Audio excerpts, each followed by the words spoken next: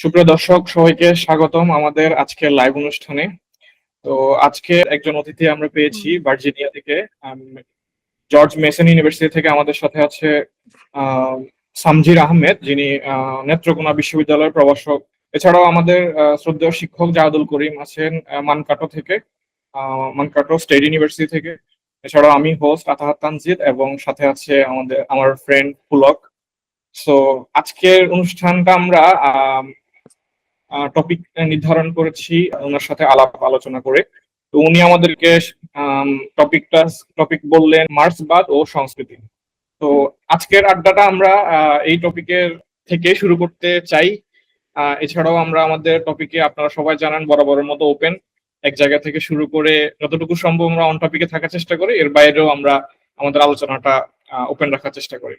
তো এই পর্যায়ে আমি আমার শ্রদ্ধেয় শিক্ষক জাহাদুল করিম স্যারকে বলবো, আপনি যদি বাকিটা কন্টিনিউ করেন। ধন্যবাদ স্যার। আচ্ছা, ধন্যবাদ সামজির ভাই, তোমাকে অনেক ধন্যবাদ। আসলে এই যে ব্যস্ততার মধ্যে সময় দিছো, এটা আসলে আন্তরিকভাবে কৃতজ্ঞ। তোমাকে অনেকদিন ধরেই চাচ্ছিলাম, বাট থ্যাংক ইউ, তুমি আসছো শেষ পর্যন্ত। তো at the end of the day, মূল কথা হচ্ছে যে আমরা মূলত একটু কালচারাল স্কুলে ঢোকার চেষ্টা করতেছিলাম, বুঝছো। ক্রিটিক্যাল স্কুলটা যতটুকু সহজ ভাষায় কাভার করা যায় সেটাই আসলে আমাদের উদ্দেশ্য। তোমাকে বলছিলামও ব্যাপারটা। তো এখন দিন শেষে আমরা লাস্ট এই সংক্রান্ত যে অনুষ্ঠানটা ছিল সেইখানে মার্ক্সবাদ নিয়ে টুকটাক আলাপ আলোচনা হয়েছে। তো এটা তুমি আমাদেরকে যদি খুব ব্রিফলি মার্কস থেকে শুরু করে সামনের পথে আগাইতা। ধরো আমাদের লক্ষ্য হচ্ছে গিয়ে ফ্র্যাঙ্কফুর্ট স্কুল এইখানে আসা, কিন্তু এটা প্রথমেই চলে না সে কোন পথ দিয়ে আসলে আমরা কালচারাল ইন্ডাস্ট্রির ধারণাতে আসলাম, এটার সাথে ইকোনমিক্স এর কি সম্পর্ক, মার্কসের কি সম্পর্ক, বা মার্কসের আগেও কারোর কোনো অবদান ছিল কিনা, এই ধরনের একটা মানে ব্যাকগ্রাউন্ড দিয়ে যদি শুরু করতাম তাহলে হয়তো বা ইজিয়ার হইতো আর কি আমাদের জন্য গ্র্যাব করা কনসেপ্টটা। তো তুমি যদি শুরু করতে আর কি, মানে ইভেন ইফ ইউ উইশ তুমি আগে থেকে শুরু করতে পারো, ইভেন বিফোর মার্কস আর কি। আহ, আচ্ছা, জাওয়াদ, অসংখ্য ধন্যবাদ। আমি হচ্ছে আহ, আজকের যে আহ, আলাপটা, প্রথমত আমাকে আমন্ত্রণ জানানোর জন্য ধন্যবাদ। আর এখানে হচ্ছে আমরা মূলত কালচারাল স্টাডিজ, যেটাকে আমরা আসলে বাংলায় বলবো সাংস্কৃতিক অধ্যয়ন। তো সাংস্কৃতিক অধ্যয়ন এইটার সাথে আসলে মার্কস এবং মার্ক্সবাদের আসলে সম্পর্কটা কেমন, তো সেই জায়গাটাকে একটা একটু প্রাথমিক পরিচয় আমরা আসলে এখানে দিয়ে রাখবো। আলাপটা অনেক দীর্ঘ হবে না, আমার মূল আলাপ মোটামুটি আমি হয়তো 40 মিনিটে সীমাবদ্ধ করব। বাকিটা হচ্ছে আমরা তখন কোয়েশ্চেন আনসার যে সেশন থাকবে আহ সেইটা হয়তো আমরা কন্টিনিউ করবো যদি থাকে আর কি এখানে। তো এখন উম যেহেতু আহ, আমার কাছে আহ, মানে জাওয়াদের বা আয়োজকদের একটা চাওয়া ছিল যে খুব সহজ করে একটা প্রাথমিক ধারণা উপস্থাপন করা, এবং তারপরে আমরা আগ্রহী হলে ধীরে ধীরে হচ্ছে যে এইটার আমরা আহ, মানে পরবর্তীতে হয়তো আরো কিছু আলাপ কন্টিনিউ করা যাবে। তো সেটাতে আমরা তখন উম, নিশ্চয়ই এগোতে পারবো। তো এখন আমরা যদি আসলে আহ প্রথমে আমি একটা বিষয় একটু বলে রাখি যে কালচারাল স্টাডিজ এর একটা বাংলা অনেকেই করে থাকেন সংস্কৃতি অধ্যয়ন শাস্ত্র। তো এইটা আমি আমার দুই একটা লেখায় আগেও বলেছি যে এই বাংলাটা খুবই প্রবলেমেটিক। মানে এইটা বাংলা করা যাবে না। কারণটা হচ্ছে, আমরা যখন শাস্ত্র কথাটা বলি, শাস্ত্র কথাটা বোঝায় আসলে ডিসিপ্লিন, এবং কালচারাল স্টাডিজ এর মূল ধারণাটাই হচ্ছে ডিসিপ্লিনের বিরোধিতা। মানে সে আসলে ইন্টারডিসিপ্লিনারি পাঠে আগ্রহী, মোটেও ডিসিপ্লিনের সাথে সে যায় না।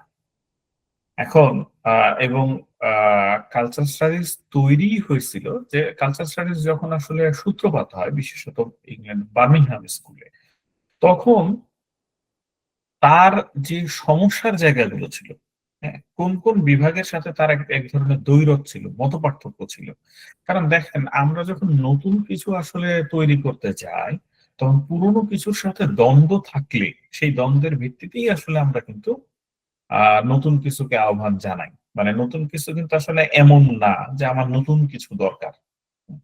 এই দরকার এমনি হঠাৎ করে আকাশ থেকে পড়ে না।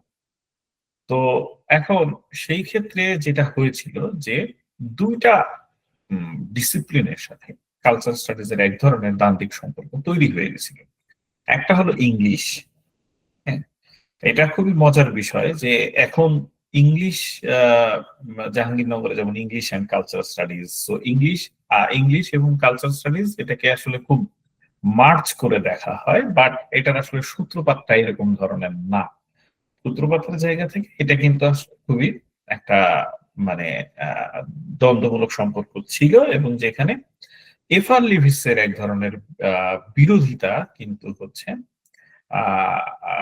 কালচার স্টাডিজ এর যারা ছিলেন, ইপি থমসন, রিচার্ড হগার্ট এবং হচ্ছে আপনার স্টুয়ার্ট হল, এই এই একটা দ্বন্দ্বের জায়গা ছিল।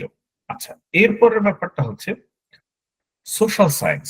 হ্যাঁ, তার সাথেও কালচার স্টাডিজ এর বা মানে সোশিওলজি, সোশ্যাল সায়েন্স না, সোশিওলজি, তার সাথেও একটা দ্বন্দ্বের জায়গা ছিল।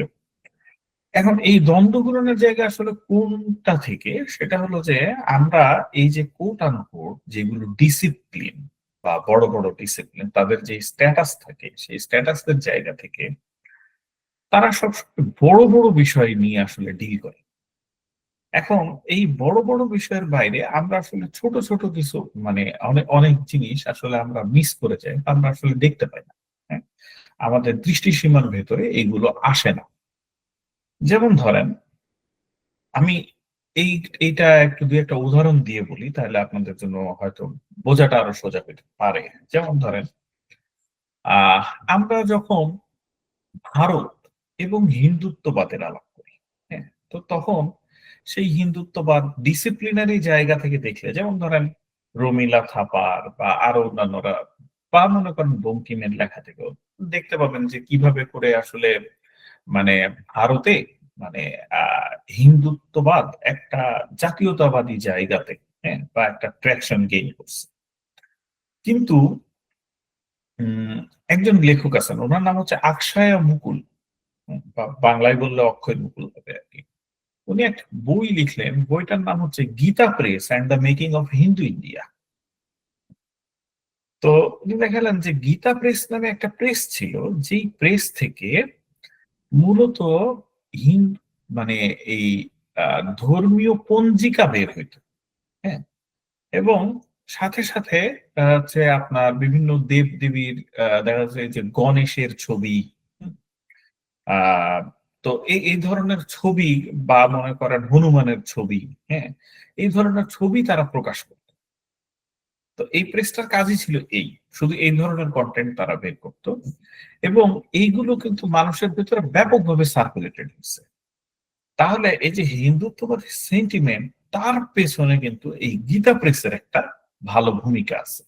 এখন আপনি একইভাবে বাংলাদেশের দিকে তাকান, সেখানেও কিন্তু একটা মজার ব্যাপার দেখবেন। সেটা হলো যে আমাদের, আমরা অনেক সময় আমাদের যেই ইসলামিক সেন্টিমেন্ট, তাকে অনেক সময় প্রবলেমেটিক মনে করি। অনেকে কেন প্রবলেমেটিক মনে করি, তার একটা কারণ হলো যে অনেক সময় এটা সুপারস্টিশিয়াস।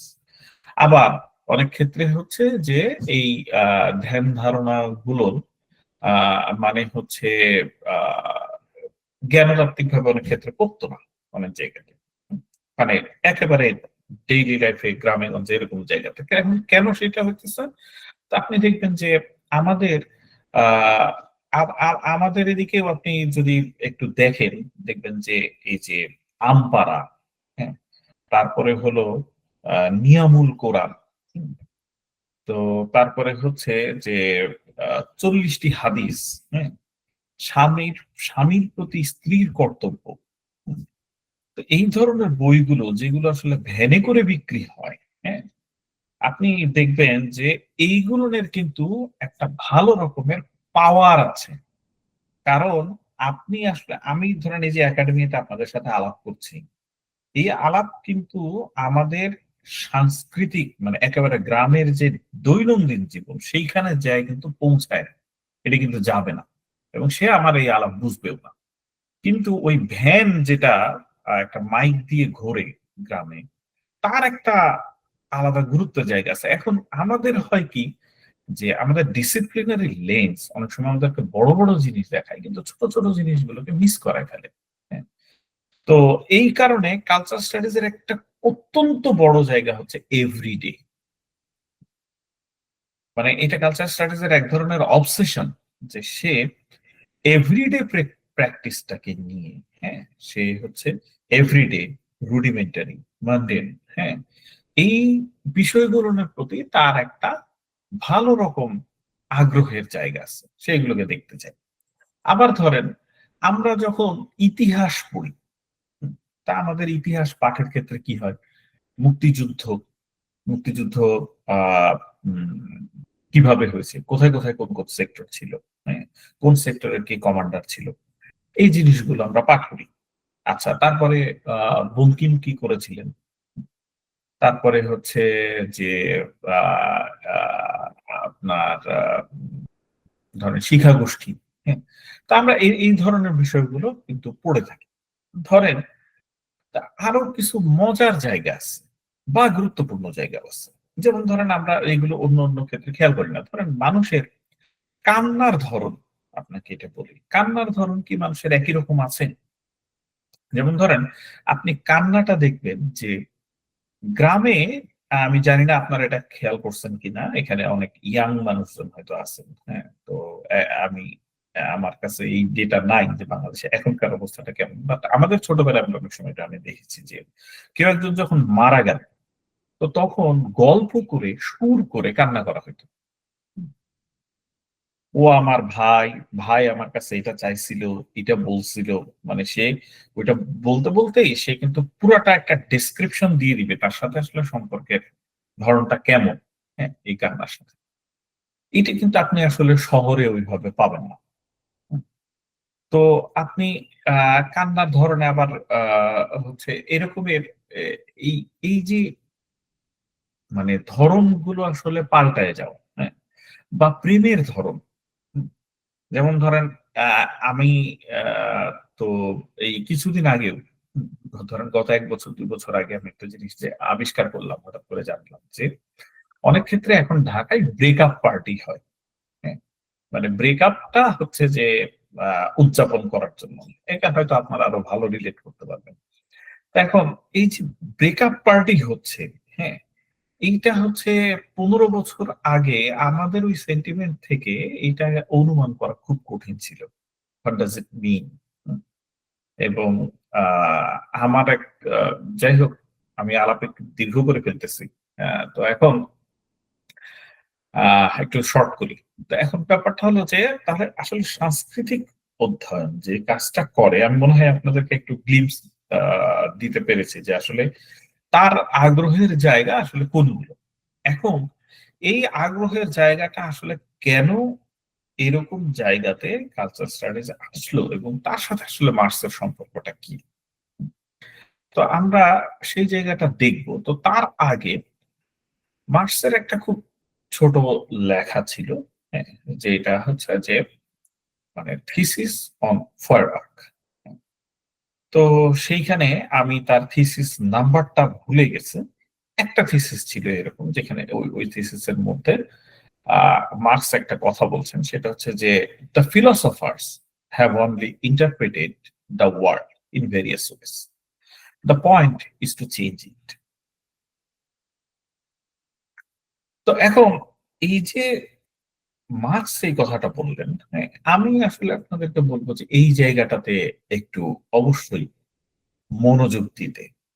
এই লাইনটাকে আমি আসলে খুবই খুবই গুরুত্বপূর্ণ একটা লাইন হিসেবে মনে করি, যে যেটা আসলে মার্কসও কি যে কি, মানে মার্কসের কাজের সূত্র আসলে কি ধরনের, এবং তারপরে এইটার সাথে আসলে মানে সাংস্কৃতিক অধ্যয়নকে যদি মার্কসের সাথে আমি রিলেট করি, তাহলে আসলে আমি এই জায়গাটা থেকেই মূলত রিলেট করব।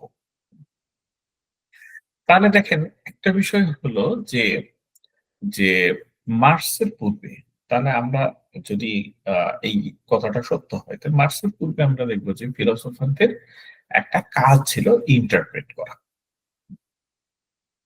তো যা মানে আহ, পৃথিবীটাকে ইন্টারপ্রেট করা, কিন্তু পৃথিবী বদলের কোনো ম্যাপ, হ্যাঁ, আসলে ফিলোসফারদের কাছ থেকে আসেনি।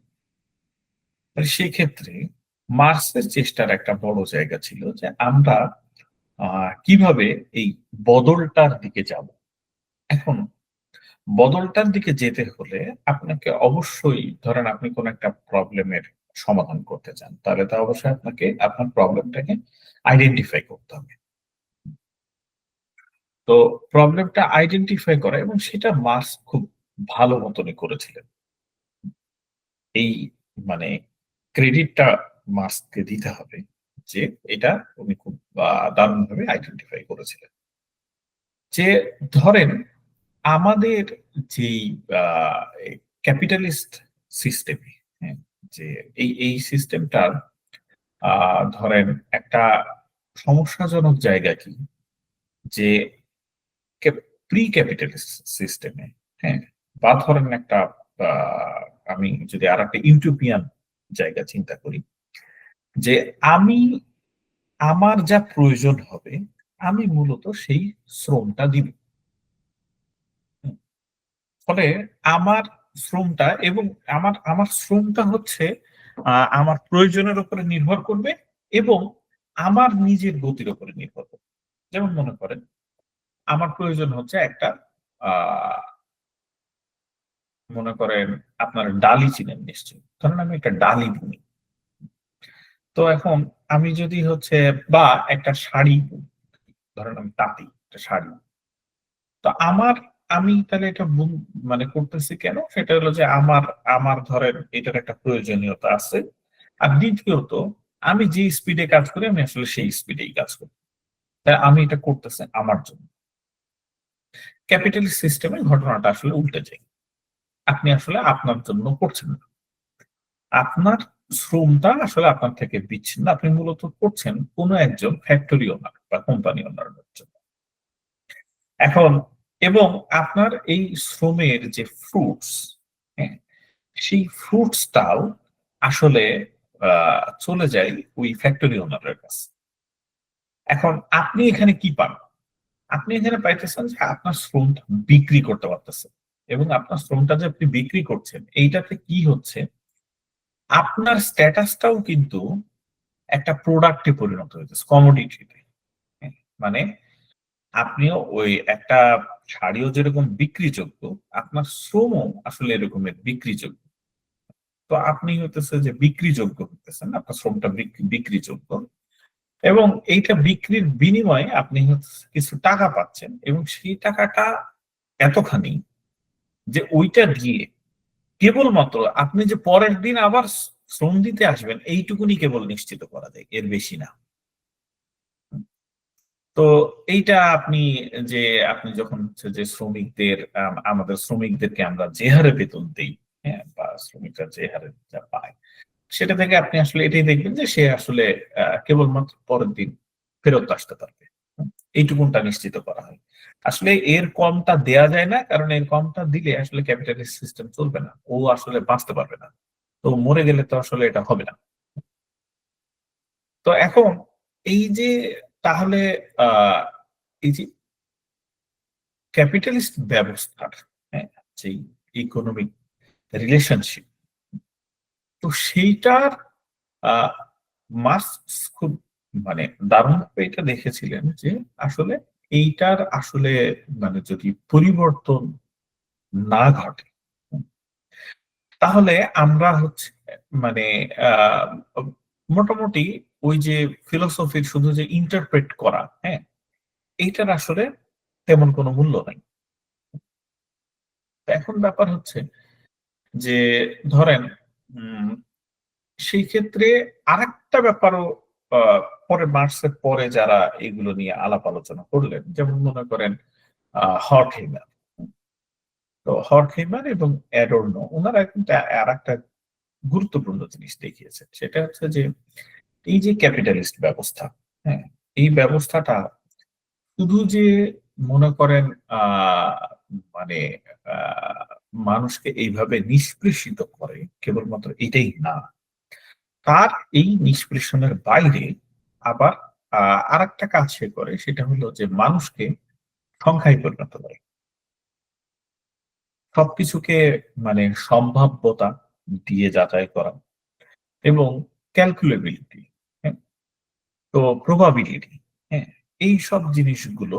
যেমন মনে করেন ওই যে আমি ডালি বোনার কথা বললাম, আপনি যদি আপনার ডালি বলেন, আপনার একটা ডালি প্রয়োজন, মনে করেন আমারও একটা ডালি প্রয়োজন, বা আপনার একটা শাড়ি প্রয়োজন, আমারও একটা শাড়ি প্রয়োজন, আপনি আপনারটা বুনছেন, আমি আমারটা বুনছি, হুম, তাহলে কিন্তু এইখানে আমি ধরেন আপনার চাইতে ফাস্ট, আমি 1 ঘন্টা বা আমি 2 ঘন্টায় বুনে ফেলছি, হ্যাঁ, আপনার সেটা লাগলো 3 ঘন্টা, বাট আমাদের কারোর কোনোটার সাথে কিন্তু জবাবদিহিতা নেই। বাট আপনি যখন আসলে ফ্যাক্টরি সেটিং এ এটা করছেন, হুম, এইটা হচ্ছে একটা ম্যাসিভ প্রবলেম। কারণ আপনাকে ওই যে 8 ঘন্টায় আপনাকে কি পরিমাণ আপনি প্রোডাকশন দিবেন সেইটার একটা রেট থাকতে হবে, হ্যাঁ?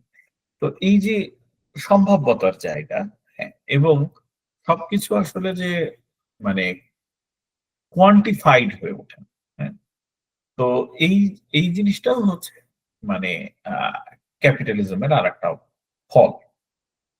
এখন আসেন যে আমরা একটু দেখব যে আপনি একটা বিষয় সম্পর্কে নিশ্চয়ই জানবেন আপনারা, যে মার্কসের আরেকটা খুব বড় সড় মাপের ধারণা এবং খুবই, যেটা নিয়ে প্রচুর পরিমাণে বিতর্ক হয়েছে, এটা হচ্ছে base R superstructure.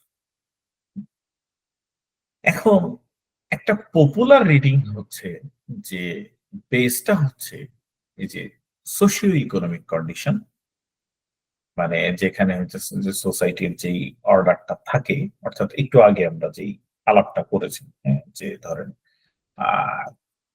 Capitalist mode of production. তো এইটাতে হচ্ছে যে আমরা মানে বুর্জোয়াজি এবং হচ্ছে প্রলেতারিয়েট, হ্যাঁ, তাদের যেই সম্পর্কের জায়গাটা দেখি। তো এখন এই যে বেজ, হ্যাঁ, সোশিও ইকোনমিক রিলেশনশিপ, এইটা আসলে সুপার স্ট্রাকচারকে, হ্যাঁ, মানে সুপার স্ট্রাকচারকে কতখানি প্রভাবিত করে। তা আমরা যদি হচ্ছে মানে মার্কসের একটা পপুলার রিডিং হচ্ছে মার্কসের ওই লেখা কেন্দ্রিক পরবর্তী মার্কসিস্টরা যখন আলাপ করছে, তখন তাদের একটা পপুলার রিডিং হচ্ছে যে আসলে বেসটা সুপার স্ট্রাকচারকে প্রভাবিত করে।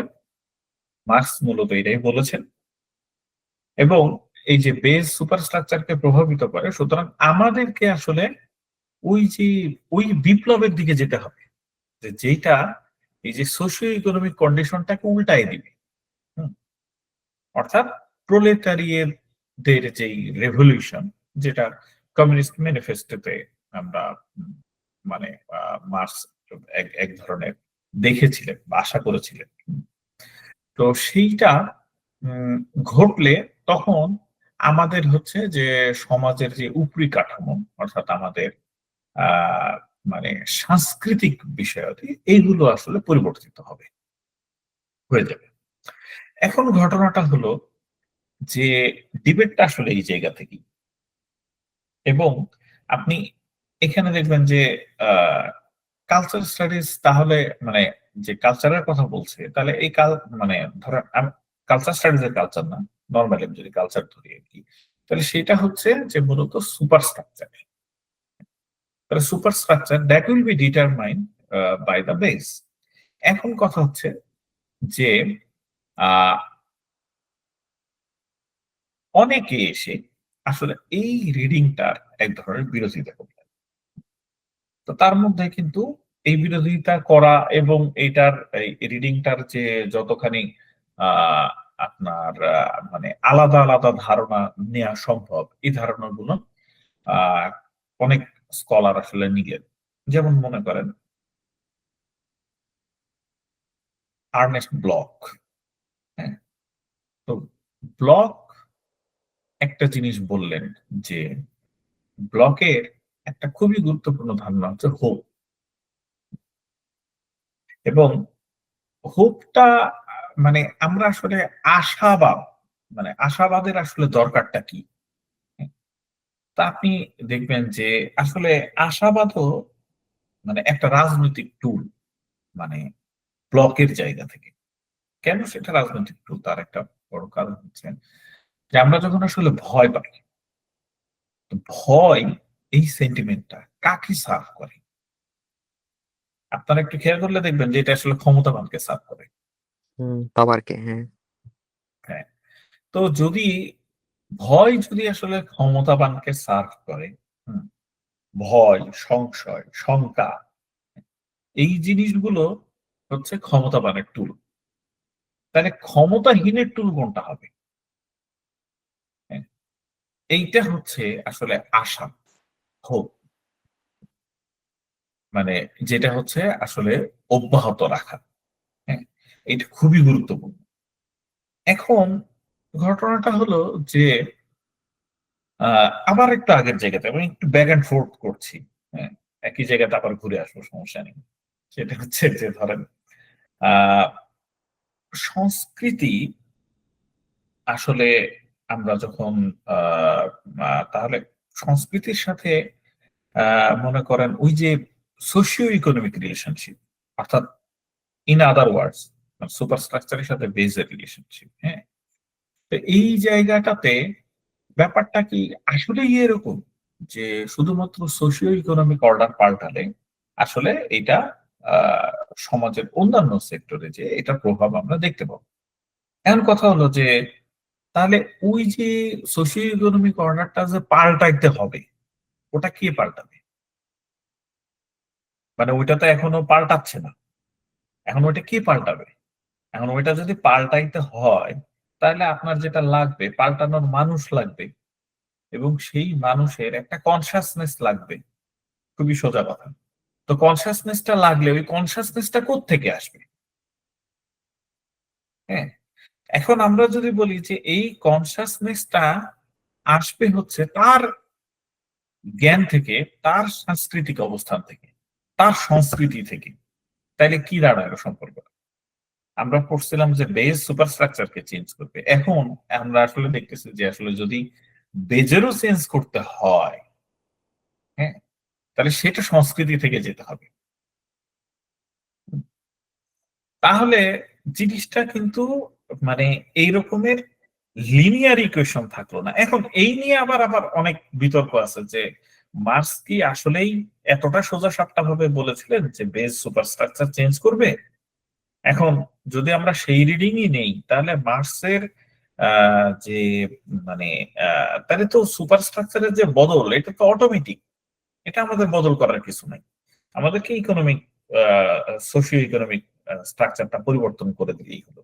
তো প্রশ্ন হলো ওখানে আমরা যাব কিভাবে? এখন আরেকটা জিনিস হলো যে যেমন ধরেন রেইমন্ড উইলিয়ামস দেখাইছেন যে মার্কস আসলে এত সোজা সাপটা ভাবে এই জিনিস বলেন, এবং এঙ্গেলস এর চিঠি থেকে আরো অনেক জায়গা থেকে উনি উদ্ধৃতি করে দেখিয়েছেন যে আসলে এই জিনিসটা এত সোজা সাপটা ভাবে মার্কস বলেননি, এবং সম্পর্কটা এই ধরনের না, বরং সম্পর্কটা রেসিপ্রোকাল। যে সুপারস্ট্রাকচারও বেসকে সাপোর্ট করবে। হ্যাঁ, মানে বেজের পরিবর্তন আনতে হলেও এটা আসলে সুপারস্ট্রাকচার বেজের ক্ষেত্রে একটা ক্যাটালিস্টিক ভূমিকা রাখতে পারে, আবার বেজও হচ্ছে সুপারস্ট্রাকচারে একটা ক্যাটালিস্টিক ভূমিকা রাখতে পারে। এখন আসেন, আমি কিন্তু আপনাদেরকে একটা জিনিস বলবো যে আলাপের কোথাও যদি কোনো জায়গা জটিলতা তৈরি হয় বা কোনো কমপ্লেক্সিটি হয়, হ্যাঁ, আমাকে আগেই বলতে পারেন, কোনো সমস্যা নেই, প্রশ্ন করা যাবে মাঝে। আচ্ছা, তো এখন বেস আর সুপার স্ট্রাকচারের তাহলে এই রিলেশনশিপটা, হ্যাঁ, এইটা নিয়ে তাহলে একটা বড় সড় মাপের বিতর্কের জায়গা তৈরি হয়। এখন আসেন আবার আমরা ব্লকে ফিরি। ব্লক যখন বলতেছেন যে তাহলে হোপ হচ্ছে, মানে আমাদেরকে আসলে হোপ কন্টিনিউ করতে হবে। হ্যাঁ, এবং এইটা হচ্ছে একটা পলিটিক্যাল উইপন। এখন তাহলে হোপ আমরা যদি আসলে কন্টিনিউ করতে চাই, তাহলে সেইখানে আমাদের এই আশার জায়গাটা মানে আশাটা আসবে কোত্থেকে? হ্যাঁ, আবার আমরা এই জায়গাতে আসছি যে আশাটা তাহলে কি মানে হঠাৎ করে আমরা আসলে আশাবাদী হব, মানে আশাবাদী হইতে চাইবো, ব্যাপারটা এরকম। তো ব্লগ বলছেন যে না, এই আশাবাদের একটা সোর্স হচ্ছে culture, in other words arts. যেমন মনে করেন ফেইরি টেলস। তো সাধারণ মানুষের যে আসলে আশার জায়গা আছে, লেইম্যানও লেইম্যানও যে আশার চর্চা করে করে আসতেছে অনেক আগে থেকেই, হ্যাঁ, সেটা আপনি ফেইরি টেলস এর দিকে দেখলে দেখতে পাবেন। আবার আমরা যখন হইতেছে যে আমাদেরকে আসলে এই যে যেমন মনে করেন যে আহ সুলতানের পেন্টিংস, ওই যে মাসল, মানে খুবই মাংসল যে কৃষকেরা, আর আমরা তো জানি আমাদের কৃষকেরা মাংসল না, খুবই সরু। তো এগেইন মানে you can trace hint of hope there. তো আবার আপনি ধরেন মানিক বন্দ্যোপাধ্যায়ের পদ্মা নদীর মাঝি, হ্যাঁ, হোসেন মিয়ার যে দ্বীপ,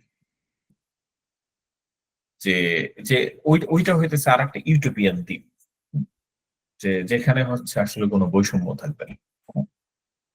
তো এখন এইগুলো হচ্ছে না আহ মানে আশার জায়গা, হ্যাঁ। তো এইটা তার মানে আর্ট এবং কালচার, হ্যাঁ, আশার একটা রিসোর্স, একটা রেপ্রেজেন্টেটিভ।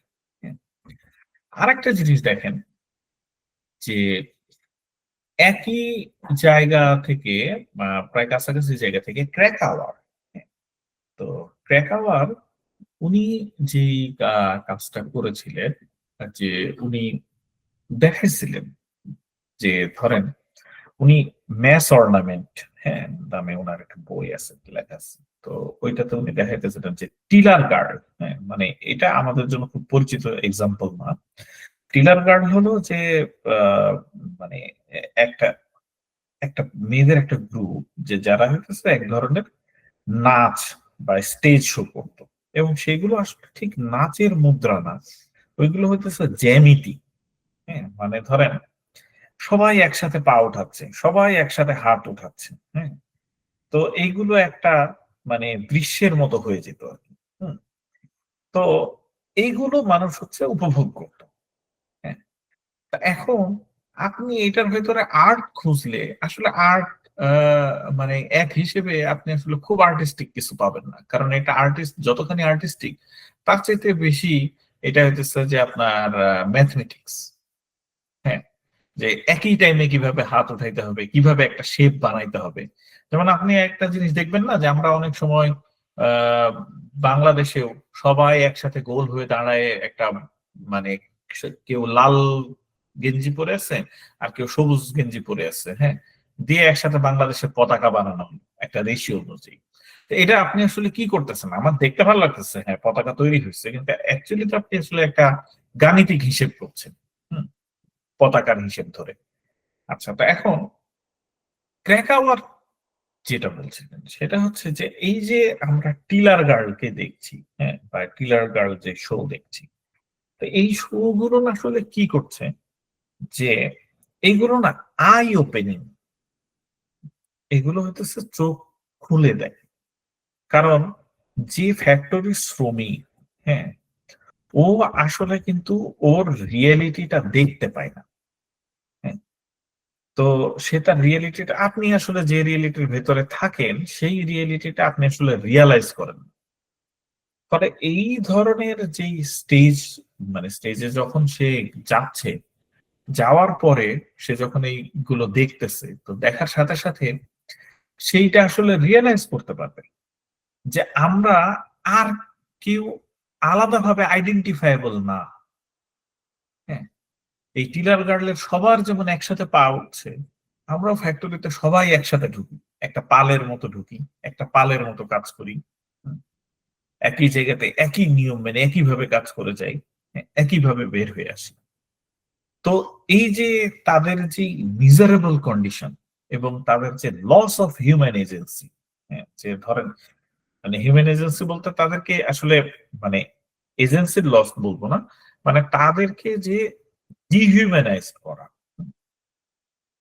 তো এই যে প্রক্রিয়াটা, এই প্রক্রিয়াটা উনি মানে ক্র্যাকাওয়ার দেখছেন যে আসলে এই যে কালচারাল প্র্যাকটিস, হ্যাঁ, এই জায়গাগুলো থেকে আমরা আসলে এটা দেখতে পাবো।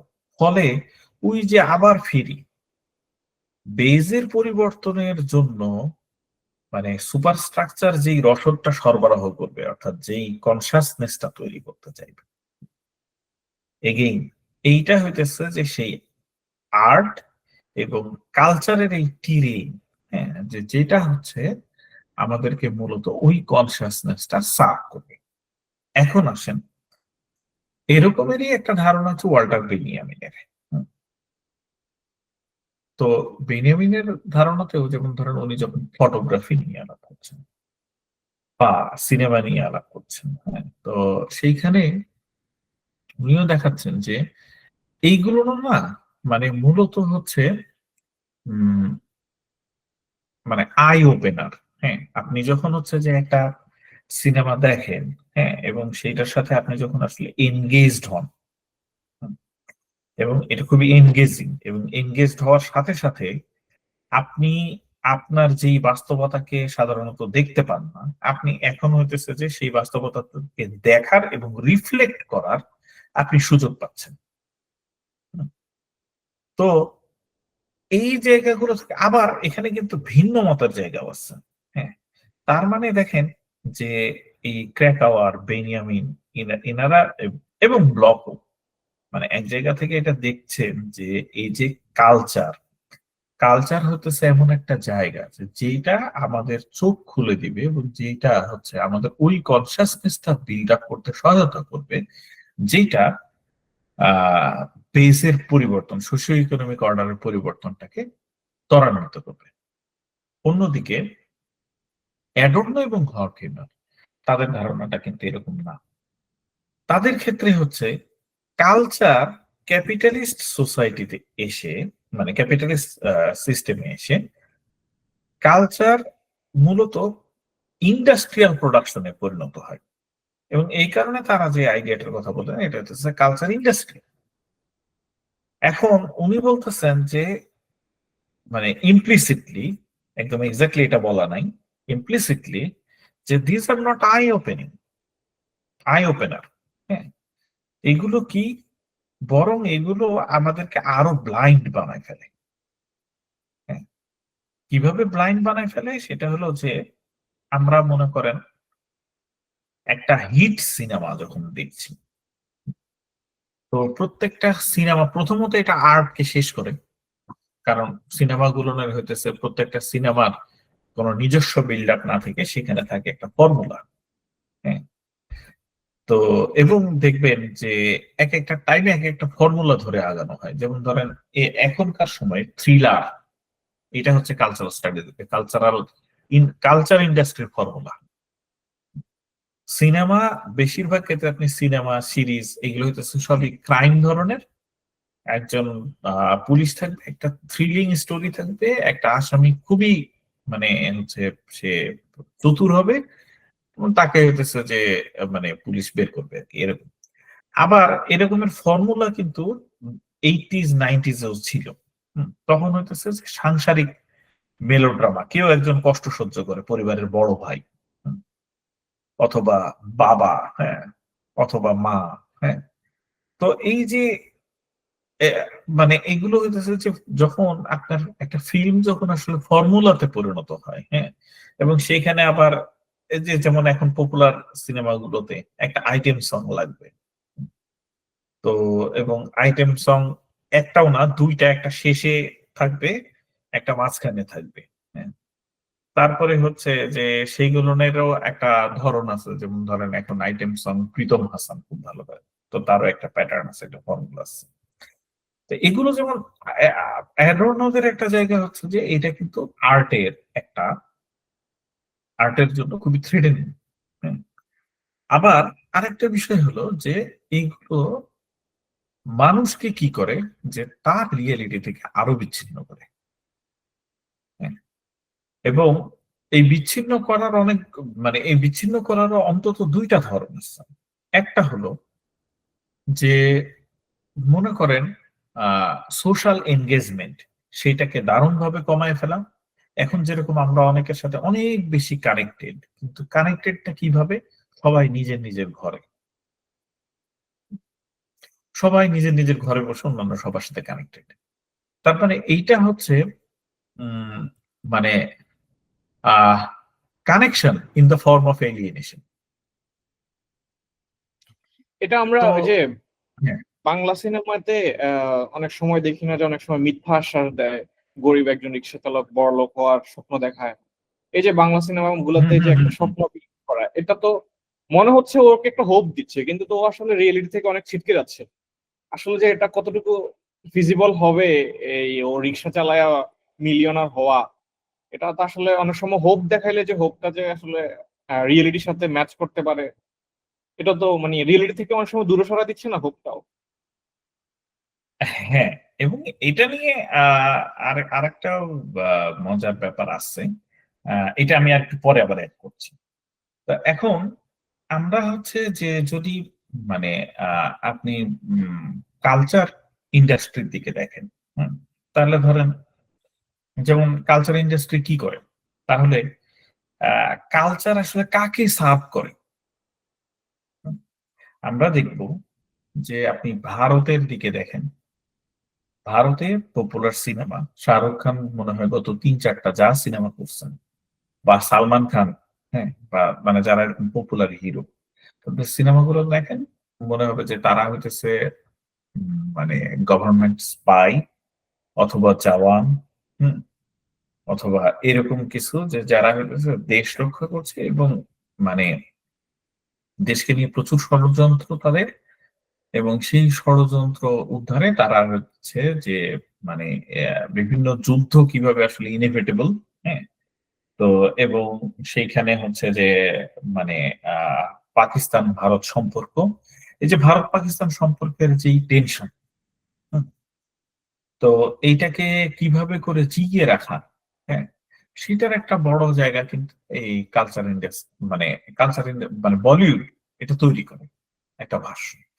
আবার ধরেন আমাদের এখানেও একটা ব্যাপার হচ্ছে যে উম, আমি উম, কালকেই একটা সিনেমা দেখছিলাম, আপনারাও দেখতে পারেন, আদর্শবান পুলিশ অফিসার, সাকিব খানের সিনেমা। তো আদর্শবান পুলিশ অফিসারে সাকিব খান আহ, আগে এটাই মানে নাম নাকি সিনেমার? আদর্শবান হ্যাঁ পুলিশ হ্যাঁ অফিসার এটাই হ্যাঁ নাম? হ্যাঁ হ্যাঁ নামেই কাজ করে দিছে, হ্যাঁ। হ্যাঁ হ্যাঁ হ্যাঁ হ্যাঁ। তো এই আদর্শবান পুলিশ অফিসার যেটা করে সেটা হলো যে সে বুঝছে আইন কানুন দিয়ে হবে না, সমাজে প্রচুর সন্ত্রাসী আছে, এটা খুব খারাপ। সুতরাং একদম প্রথম ওপেনিং শটেই আর কি, হ্যাঁ, সাকিব সাকিব খান একজনকে গুলি করে মেরে ফেলে, যে আমি যদি তোকে ছেড়ে দেই তাহলে তুই আইনের ফাঁক বলে বেরিয়ে যাবি। হুম, তো সুতরাং হ্যাঁ, আমি তোকে সেই সুযোগ দিব না, ঠাস। হ্যাঁ, হ্যাঁ। এখন ব্যাপারটা হচ্ছে যে আহ যখন এই যে পপুলার সিনেমাগুলো এই ধরনের আসলে ন্যারেটিভ তৈরি করে, হুম, তো ন্যারেটিভ তৈরি করার পরে এবং মানে আপনি দেখেন, আপনি যত জায়গাতে পুলিশকে হিরো হিসেবে দেখছেন, তত জায়গাতে আমি কিন্তু মানে গত কয়দিনে ৫-৬টা সিনেমা মানে সব মিলে ২০-২৫টা সিনেমা দেখে ফেলছি, জিদ্দি পুলিশ এরকম আরো অনেক কিছু, হ্যাঁ। এবং আচ্ছা, সবগুলো জায়গাতে আপনি দেখবেন যে পুলিশ যেগুলো অ্যাকশন নিতেছে সবগুলো এক্সট্রা লিগ্যাল অ্যাকশন। আচ্ছা, মানে সে আসামিকে কিন্তু অ্যারেস্ট করছে না, হ্যাঁ, তার প্রতি তার কোনো মানে শ্রদ্ধার জায়গা নাই, হ্যাঁ, এগুলো দায়িত্ব হইতেছে নাই। কোনো দায়িত্ববোধের জায়গা নাই। আসামির প্রতি শ্রদ্ধা নাই থাকতে পারে, সেটাও বুঝলাম, হুম, হুম, কিন্তু কোনো দায়িত্বের জায়গা নাই, নাগরিকের প্রতি শ্রদ্ধার কোনো জায়গা নাই, হ্যাঁ। তো সে যে জিনিসটা করছে যে তার অ্যাকশন গুলো সবই হইতেছে এক্সট্রা লিগ্যাল অ্যাকশন। হুম, হুম। আমরা যখন পুলিশকে নিয়ে কথা বলি, আপনি এই সরকার ক্ষমতায় আসার পরে যখন এটা খুব আন্দোলন হচ্ছিল, তখন একজন পুলিশ একজন আন্দোলনকারীকে উম, একবারে টানা ৮-১০টা চড় মারে, হুম, হুম, এবং মানুষ এটা সেলিব্রেট করছে, হ্যাঁ, হুম, যে এই যে চড়টা মারছে। এখন কথা হলো যে আপনি আসলে চরটা মারবেন কেন? আমি আমি আন্দোলন নিয়ে বিরক্ত, আমি আপনাকে জানাইতেছি পুলিশ হিসেবে যে আপনার এটা দেখা উচিত। তো পুলিশ যাবে, হ্যাঁ, পুলিশ তাকে মানে গ্রেফতার করতে পারে। গ্রেফতার গ্রেফতারে যদি সে বাধা প্রদান করে, পুলিশ তাকে বল প্রয়োগ করতে পারে। সেই বল প্রয়োগেরও একটা নিয়ম কানুন আছে, কোন ভাবে সে আসলে বলটা প্রয়োগ করবে। সেইটা প্রয়োগ করে সে তাকে নিয়ে যাবে এবং আইনের কাছে সুপর্দ করবে। হ্যাঁ, হুম, সে কেন এই যে ৮-১০টা চড়, এইটা কি মানে ওই ব্যক্তিকে আন্দোলন থেকে ফেরাবে? না, হুম, এটা এটা ক্রাইম রেট কমায় না। তাহলে এখন প্রশ্নটা হচ্ছে যে এরোর্ন যে জায়গা থেকে আলাপটা করছিলেন, যে কালচার ইন্ডাস্ট্রি কাকে সার্ভ করে, হ্যাঁ, যে আমাদের ভেতরে যে এই যে মেসিভ একটা ধারণা, হ্যাঁ, যে পুলিশ একটা হিরোইক একটা জায়গা দখল করবে, এবং সেই হেরোইক জায়গাটাও আবার কিরকম, সেটা হচ্ছে মূলত এক্সট্রা লিগাল। তো সেইটার তো জাস্টিফিকেশন আমাদের কালচার ইন্ডাস্ট্রি, আমাদের সিনেমা এগুলো আসলে তৈরি করছে দীর্ঘদিন ধরে। স্যার, হ্যাঁ, আজকে হচ্ছে আমি আল জাজিরাতে একটা টক শো দেখতেছিলাম, এজে স্ট্রিম। সেখানে হচ্ছে এই যে ইউকে আর ইউএস এর টেক ডিল নিয়ে কথা হচ্ছিল। তো মূলত ইউএসএ হচ্ছে ইউকে তে কিছু ইনভেস্টমেন্ট করবে গুগল এনভিডিয়ার মাধ্যমে। ওরা বলতে চায় যে আমরা ইনভেস্ট করব, কিন্তু এআই এর প্রতি আমাদের কন্ট্রোল দিবা, যেটা ওরাকল হচ্ছে ডেটাবেজে হেল্প করবে। এখন ধরেন এটা কি আমাদের কালচারালি দিন শেষে ইম্প্যাক্ট করবে না? আমরা তো সিনেমার মধ্যে আসি আপাতত সীমাবদ্ধ, কিন্তু আমার একটা দেশের একটা ছেলে বা আমি যে কালকে চ্যাট জিপিটিতে একটা জিনিস জিজ্ঞেস করব, ও যে কালচারালি বায়াসড হবে না, ও যে হচ্ছে ওদের পারপাস সার্ভ করবে না, এটাও তো একটা মানে কনসার্নের বিষয় হয়ে গেছে। এখন আল জাজিরাতে আমি টক শোতে দেখলাম যে কয়েকজন বেশ কনসার্ন আর কি, এটা নিয়ে বলতেছে যে তো আমরা মিডিয়া দিলাম, সোশ্যাল মিডিয়া দিচ্ছি, প্রাইভেসি ব্রিচ করে সবকিছু নিয়ে যাচ্ছ, এখন দেখতেছি চ্যাট জিপিটিতে পর্যন্ত তোমরা তোমাদের ন্যারেটিভ এস্টাবলিশ করতেছো। মানে জিনিসগুলো তো শোনেন, শুধু কালচারের মধ্যে সীমাবদ্ধ না। মানে এটা কি কালচারের মধ্যে পড়ে কিনা সেটা আমি আপনার থেকে জানতে চাইবো, যে চ্যাট জিপিটিতে ন্যারেটিভ তৈরি করতেছে, এটা যে আমাদের মধ্যে এক ধরনের ইনফ্লুয়েন্স ক্রিয়েট করবে নেক্সট জেনারেশন বা আমাদের প্রতিও, এটাকে আপনি কিভাবে দেখেন, এটা আমাদের একটু বলিয়েন। আহ হ্যাঁ, এটা আমি আর একটু ইয়ে করব। এখানে একটা জিনিস বলে রাখি যে চ্যাট জিপিটি না, মানে এআই, এটা একটা ভয়াবহ কনসার্ন আগামীর জন্য হইতে যাচ্ছে। আর আমি আজকের আলাপে আসলে এই আলাপটাকে টানবো না, শুধু আমি একটা হিন্টস দিয়ে রাখি আপনাদেরকে, যে এআই এর প্রজেক্টটা শুরু হয়েছিল 1960-এর দিকে। তো আমরা অনেকেই এটা ধরে নেই যে 2010-15 বা এরকম সময়ের দিকে হয়তো এআই আসছে, ব্যাপারটা আসলে এরকম না। 1960 থেকে আসলে এআই এর প্রজেক্ট ডেভেলপ করা শুরু হয়েছে, এবং এআই এর প্রজেক্টটা ডেভেলপ করেছিল, মানে এআই কার প্রজেক্ট? এআই হচ্ছে ইউএস মিলিটারির প্রজেক্ট।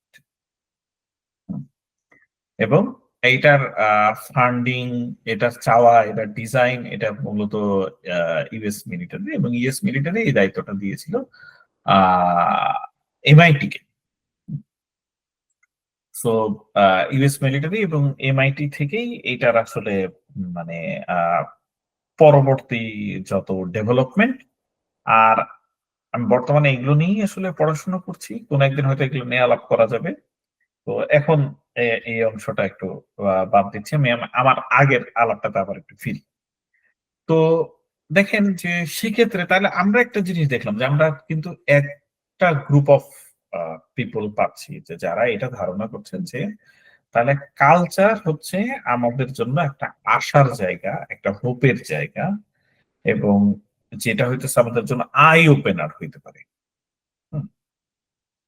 আর আরেকটা গ্রুপের আমরা মানুষ দেখতেছি যে না, কালচার কিন্তু শেষ পর্যন্ত যে মানে এই আহ, মানে শাসক, হ্যাঁ, সমাজের উঁচু শ্রেণী, তার স্ট্যাটাস কো রক্ষার হাতিয়ার। তাহলে এখন ব্যাপারটা হলো যে আহ তাহলে আমরা এই দুই গ্রুপকে আপাতত কি বলবো, তাহলে আমরা আসলে সিদ্ধান্তটা কি নিব? And আমার কাছে এখনো পর্যন্ত যে জিনিসটা মনে হয় যে ধরেন একটা হাতিয়ার, হুম, হাতিয়ার তো ইনহেরেন্টলি কার পক্ষে কথা বলবে এটা তো হাতিয়ারের ভেতরে নাই। হুম, বরং হাতিয়ারটা যে ব্যবহার করছে এটা মূলত তার উপরে নির্ভর করে। তো আপনার ধরেন সিগনেচার, এটা আপনার বিয়ের ক্ষেত্রেও ব্যবহার হয়, ডিভোর্সের ক্ষেত্রেও ব্যবহার হয়। তো এখন আমি বরং আসলে এটাকে এভাবে দেখতে চাই যে, এবং আমি না, আরো অনেকেই দেখেছেন, এটা আমার কোনো নোবেল আইডিয়া না, যে কালচার হচ্ছে মানে it's a site of struggle. যে যেখানে হচ্ছে যে আসলে আমরা হেরেও যাই, হ্যাঁ, এবং আমাদের জেতার সম্ভাবনাও আসলে এখানেই থাকে। তো এটা যেমন সত্য যে মনে করেন আহ মানে আমাদের প্রত্যেকটা সরকার বিটিভি কে তার মানে এটা কিন্তু শুধু আওয়ামী লীগ সরকারের আমলে সীমাবদ্ধ ছিল, ব্যাপারটা কিন্তু তা না। হ্যাঁ, তারও বহুত আগে থেকে, বিটিভির জন্মকাল থেকে, মানে বিটিভি মানেই হচ্ছে ওই যে ক্ষমতায় থাকবে তার গুণগান। আমি জানি না এখন ইউনূস সরকারের আমলেও আসলে বিষয়টা সেটাই হওয়ার কথা। তো তার গুণগান এবং হচ্ছে যে উম, বিপক্ষ দলের যত নিন্দা আর কি, মূলত এইভাবেই থাকবে। তাহলে এখনো আছে। সেই হিসেবে, আচ্ছা হ্যাঁ, তার আচ্ছা মানে সামজির ভাইয়া, আমি একটা প্রশ্ন আসলে করতে চাচ্ছিলাম এখানে। আচ্ছা, প্রশ্নটা হচ্ছে যে আসলে এই যে ধরো আচ্ছা যে জওয়ান, তোমার এই যে, হ্যাঁ প্রশ্নটাকে একটা মিনিট হোল্ড করা যাবে? জাস্ট একটা অবশ্যই মিনিট। অবশ্যই, হ্যাঁ হ্যাঁ ওকে, বলো, শেষ করো, হ্যাঁ। তাহলে ধরেন এই যে বিটিভি যেই জায়গাটা ইয়ে করছে, তার মানে বিটিভি বহুত মানুষের কাছে পৌঁছায় এবং বহুত মানুষের কাছে একটা ন্যারেটিভ তৈরি করে, এটাও যেমন সত্য। একই সাথে সাথে মানুষ যে বিটিভি আর দেখতে পারে না, হ্যাঁ, হ্যাঁ, এবং হচ্ছে যে বিটিভি যে একটা গালিতে পরিণত হয়ে গেছে, হুম, তো এই জিনিসও হয়েছে, তার মানে আসলে রেজিস্ট্যান্সটাও আছে। হুম, তো মার্কসের সাথে আসলে মানে মূলত কালচার স্টাডিজ এর আর্লি স্কলাররা কালচার স্টাডিজ, মানে আমি এটাকে একটা মার্কসিস্ট প্রজেক্ট হিসেবে ঠিক দেখি না। তবে কালচার স্টাডিজ এর যারা আর্লি স্কলার, তারা হচ্ছে তাদেরকে মূলত ওই যে মার্কসের সোশ্যাল চেঞ্জ এবং তার সাথে আসলে মানে বেস সুপারস্ট্রাকচারের ধারণাটা কি হবে, এইটা থেকে এটার একটা বড় অংশ, মানে আহ একটা মানে বড় অংশের প্রভাব আসলে কালচার স্টাডিজে ছিল, আছে। তা আমি মূলত আমার আলাপ খুব খুব হয়তো গোছানো কিছু হয়নি, একটা জাস্ট প্রাথমিক ধারণা দেওয়ার চেষ্টা করলাম। আমি এখানে থামছি। Thank you. আচ্ছা, থ্যাংক ইউ। তো আচ্ছা, আমি একটু যেটা বলতে চাচ্ছিলাম যে ধরো তুমি, আমি যতটুকু জানি আর কি, ধরো এখানে যে থিয়েটারের একটা আইডিয়া ছিল সম্ভবত লুকাক্সের কাছ থেকে, যে থিয়েটার আসলে যখন আমরা মানে অ্যারিস্টটলিয়ান যে ধারণা ছিল যে থিয়েটার যখন আমরা দেখি ওইখানে কি ক্যাথারসিস ফ্যাথারসিস এর আলাপ আমরা দেখছি, যে আমরা হচ্ছে গিয়ে পিটি অ্যান্ড ফেয়ার কি ওই যে ক্যারেক্টার যে স্টোরি ওটার সাথে আমি ইমোশনালি কানেক্ট করতে পারবো, তখন আমি হলো গিয়ে এক ধরনের বিমোহিত হয়ে যাব স্টোরিটার প্রতি।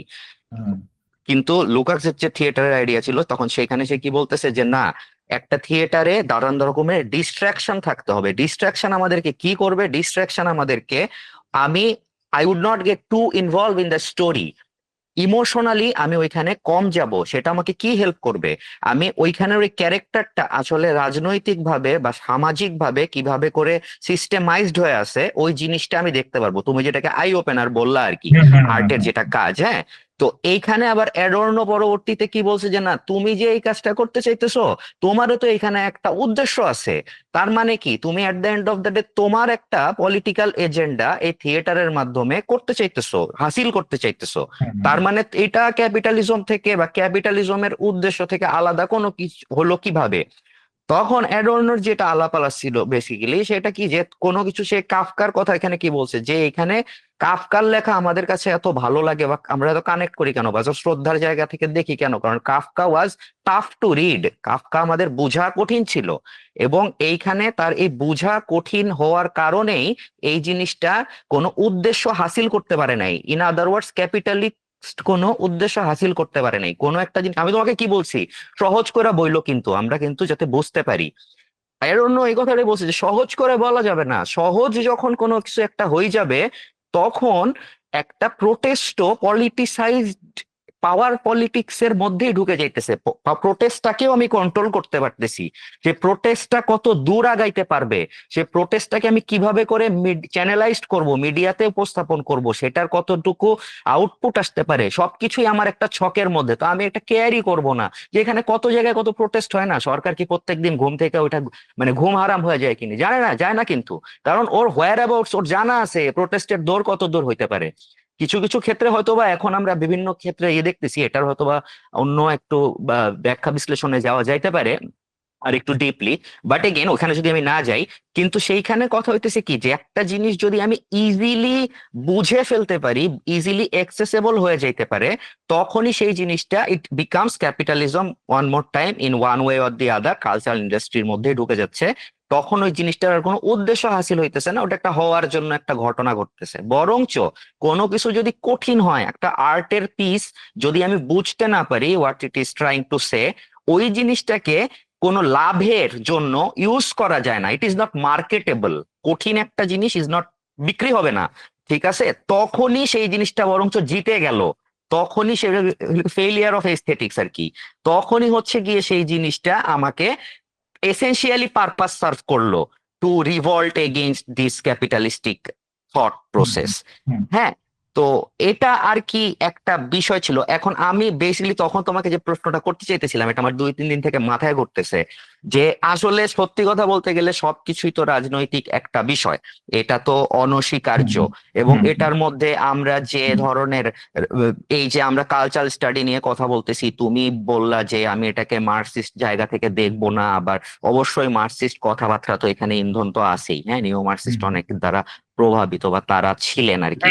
কারণ এটা তো at the end of the day খুবই straightforwardly speaking it's a political movement, nothing more than that. হ্যাঁ, এখন এইটা যদি হয় একাডেমিতে অবস্থা, যেই জিনিসটা প্রয়োজনীয়, তাহলে আমি অন্যদিকে যাইতেছি কিনা জানি না, just প্রশ্নটা করতেছি, তাহলে আমরা যখন এক ধরনের একটা কোথায় জানি নিরাপদ থাকার জন্য বলি যে রাজনীতি মুক্ত শিক্ষাঙ্গন চাই অথবা রাজনীতি মুক্ত ক্যাম্পাস চাই, আমরা আসলে বলতেছিটা কি? আমরা কি আসলে বুঝতেছি যে এটা আসলে কি আমি ভালো কথা বলতেছি, নাকি রাজনীতি মুক্ত বলে আমি নিউট্রালাইজ করার যে পায়তারাটা করতেছি, বা যেটাকে আমি ইনোসেন্সের জায়গা থেকেই ধরতেছি যে বলতেছি, এটা আসলে আরো বিপদের কথা। বরঞ্চ রাজনীতি যুক্ত ক্যাম্পাস হওয়াটাই একটা কাজের কথা, বা রেজিস্ট্যান্স কে আরো বলবৎ করে, মানে এটাই প্রশ্নটা আমার, এটাই আর কি। আচ্ছা, এটা অসংখ্য ধন্যবাদ যারা। আসলে একটা এখানে একটা খুব মজার জায়গাতে আসছি আমরা। তো সেটা হচ্ছে যে তোমার আলাপের আগের সূত্র ধরে যেটুকুটা বলবো, সেটা হচ্ছে যে আসলে কোনো কিছুই রাজনীতি মুক্ত না। হুম। আর একটা বিষয় হলো যে আমরা শুধুমাত্র এইটাই বলতে পারি যে ভালো রাজনীতি মন্দ রাজনীতি। যেমন আলথুসারের যে কথাটা আছে যে আমরা হচ্ছে মানে we are always already ideological. So ideology আসলে আমাদের আছেই, হ্যাঁ, আমরা আইডিওলজিক্যাল বিং। কিন্তু ব্যাপারটা হলো যে মানে কোন আইডিওলজিটা আসলে শেষ পর্যন্ত ভালো আর কোনটা মন্দ, মানে কোনটা উপকারী কোনটা অপকারী, হ্যাঁ, পার্থক্যটা ওই জায়গাটা থেকে নির্ণয় করা। আমি যেটা এই যে রাজনীতিমুক্ত শিক্ষাঙ্গন চাই, এইটাকে আমার কাছে মনে হচ্ছে এটা আসলে দুই ভাবে দেখা যাইতে পারে। একটা হলো যে যারা বা যারা এই কথাটা বলছেন তারা আসলে এতটা নাইভ, হ্যাঁ, যে তারা আসলে জানেনই না যে রাজনীতি জিনিসটা কি, এটার পরিসরটা কতখানি। আরেকটা জায়গা যেটা হতে পারে, না এটা তিনটা আসলে পয়েন্ট হতে পারে, এটা একটা। আরেকটা পয়েন্ট হচ্ছে যে হয়তোবা ওনারা সিম্পলি এটা বুঝাচ্ছেন যে রাজনীতি বলতে আমরা যেই হচ্ছে এই হলের সিট দখল, তারপরে হচ্ছে যে মানে আহ কাউকে টন করা, টিজ করা, হ্যাঁ, একজনকে মারা, এই যে জিনিসটা দেখছি আমরা আসলে এইটা বন্ধ চাই, যদি এটাও হয়তো বলে থাকতে পারে। আর আরেকটা জিনিস যেটা হতে পারে সেটা হচ্ছে actually they are doing a politics. এবং এটা হচ্ছে যে মানে আমি হয়তো এটাকে বলবো পলিটিক্স অফ ডিপলিটিসাইজেশন। যে অ্যাকচুয়ালি আপনি এই কথাটা বলছেন যে আপনি আসলে রাজনীতি মুক্ত ক্যাম্পাস চান, এবং এই ক্যাম্পাসটা বলে আপনি একটা গ্রুপের লোকজনকে খেদায়ে সেটার জায়গাটা আসলে আপনি নিতে চান। So it's a very political move. তো এখন আমি মানে এটা মানে কোন এটা এই এরকমের কিন্তু অন্তত 3টা পার্ট হওয়া সম্ভব। হুম। তো যাই হোক, আমি আসলে এটুকুন বলেই রাখবো। হুম। মানে মানে বিষয়টা কি এরকম যে অ্যাপলিটিক্যাল এর মানে একটা পলিটিক্যাল স্ট্যান্ড থাকে, মানে অ্যাপলিটিক্যাল স্ট্যান্ড ইটসেলফ একটা পলিটিক্যাল স্ট্যান্ড? না, এখানে কিন্তু আমি অ্যাপলিটিক্যাল স্ট্যান্ডটা পলিটিক্যাল স্ট্যান্ড এটা বলবো না। হুম, আমি যে জিনিসটা বলবো সেটা হচ্ছে যে it's a mode of doing politics. হ্যাঁ, কিভাবে, যেমন ধরেন যদি যে বা যারা মানে রাজনীতি করেছে, তো আমি এটা তো এই সময়ের একটা গ্রোয়িং সেন্টিমেন্ট, হ্যাঁ, যে এই সময়ের ছেলেপুলে পলিটিক্স এর এই ধরনটাতে কমফোর্টেবল না। তো সে বলতেছে যে আমি আসলে রাজনীতি পছন্দ করি না। যেমন ধরেন আওয়ামী লীগ যখন 2008 সালে ক্ষমতায় আসে, তখন তো সে এক ধরনের জনপ্রিয়তার ভিত্তিতে ক্ষমতায় এসছে। তো তখন তার ক্ষমতায় আসার একটা জায়গা কি ছিল? এটা হলো ডিজিটাল বাংলাদেশ। সে হইতেছে যে তখন বাংলাদেশের একটা ডিজিটালাইজেশন দরকার, এটাকে সে ক্যাশ করছে, এবং তারপরে সে ডেভেলপমেন্ট ডেভেলপমেন্ট ডেভেলপমেন্ট এই জিনিসটাকে জব করে গেছে। তার আগে 2001 থেকে 2006 যখন বিএনপি ক্ষমতায় ছিল, তখনও কিন্তু বিএনপির জব করার জায়গা ছিল ডেভেলপমেন্ট। এখন আপনি এসে দেখবেন যে যখন মনে করেন যে এই সময়ের মানুষজনের, এই ইয়াং জেনারেশনের কাছে যাওয়ার একটা কিন্তু টুল হচ্ছে এইটা বলা যে আহ রাজনীতি মুক্ত ক্যাম্পাস চাই, যেহেতু তার সেন্টিমেন্টের ভেতরে একটা রাজনীতি বিরোধিতা আছে।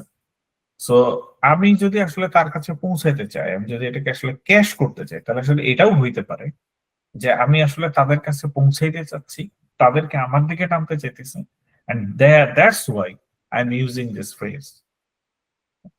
সো যদি এইটা হয়ে থাকে, তাহলে it's a highly political move.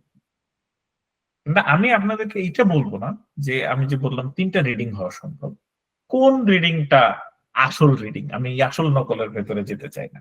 আমি বললাম 3টা রিডিং সম্ভব।